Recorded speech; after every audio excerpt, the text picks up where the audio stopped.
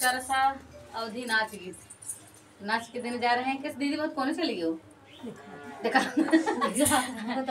और सभी बहनों के साथ में आप लोग के अगर ये गीत अच्छा लगे तो और ये डांस अच्छा लगे तो वीडियो को ज़्यादा से ज़्यादा शेयर कीजिएगा और अपना प्यार दुलार आशीर्वाद दीजिएगा।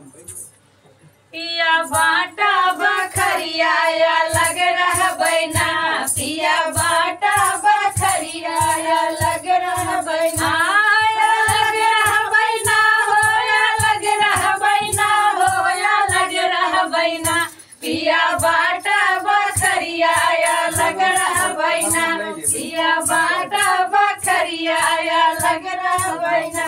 हमारे ससुर जी के तीन महलिया, हमारे ससुर जी के तीन महलिया, तीन महलिया हो तीन महलिया। जवन लागल खिड़किया उहैले बैना, जवन लागल खिड़किया उहैले बैना, पिया बाटा बखरिया या लग रहा बैना, पिया बाटा बखरिया या लग रहा बैना, अलग रहा बैना हो, अलग रहा बैना हो, अलग रहा बैना, पिया बाटा बखरिया या लग रहा बैना, राजा बाटा बखरिया या लग रहा बैना।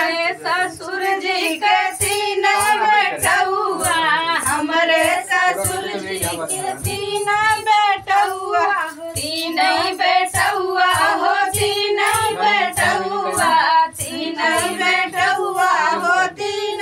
जवन करई नौकरिया उहैले बैना, जवन करई नौकरिया उहैले बैना, पिया बाटा बखरिया या लग रहा बैना, पिया बाटा बखरिया या लग रहा बैना। हमारे ससुर जी का तीन बेटियावा, हमारे ससुर जी के तीन बेटिया, तीन बेटियावा हो तीन बेटिया। जवन भाईल बियाहवा उहैले बैना, जवन भाईल बियाहवा उहैले बैना, पिया बाटा बखरिया या लग रहा बैना, राजा बाटा बखरिया या लग रहा बैना।